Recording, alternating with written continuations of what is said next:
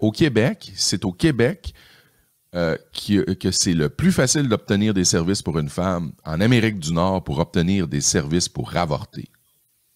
C'est ici qu'il y a le plus de cliniques, qu'il y a le plus d'accès à l'avortement.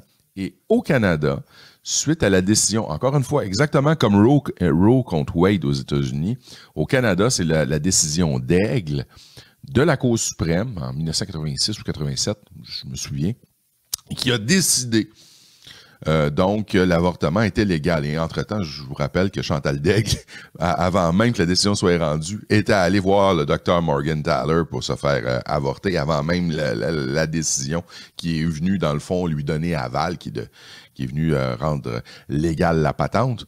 Mais si vous prenez les autres provinces canadiennes, c'est pas la même situation que nous, mais c'est légal aussi dans toutes les autres provinces canadiennes.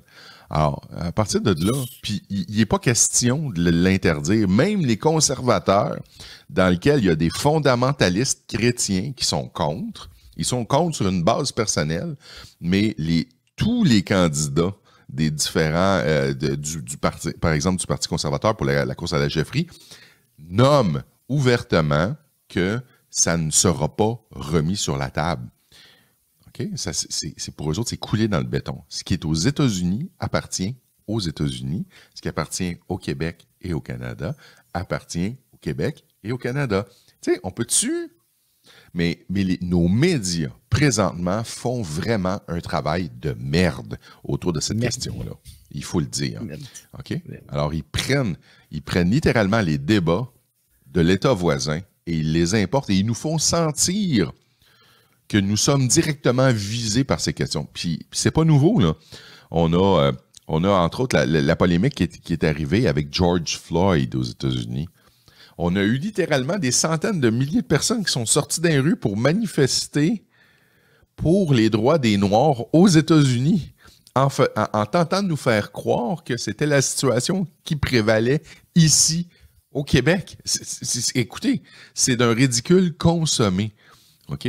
Alors, est-ce qu'il y a des défis entre les Noirs qui vivent au Québec et la société? Ben oui, il y a certaines iniquités. Effectivement, il peut y avoir comme certaines discriminations mineures, mais elles existent, OK? Et elles méritent d'être adressées, d'être corrigées, qu'on en parle, mais on n'a pas été une société esclavagiste, OK? Du moins, presque tout le régime français, dans tout le régime français, c'était un phénomène extrêmement marginal.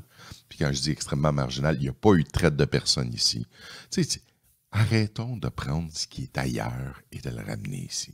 C'est ça mon point. Vont dire que c'est pas vrai, on a maltraité nos Premières Nations, on les a mis en esclavage, alors que c'est pas vraiment nous, les Québécois, qui ont fait ça. Mais je vous rappelle, Canadiens, les Premières Nations étaient les plus proches alliés des Canadiens, des Français.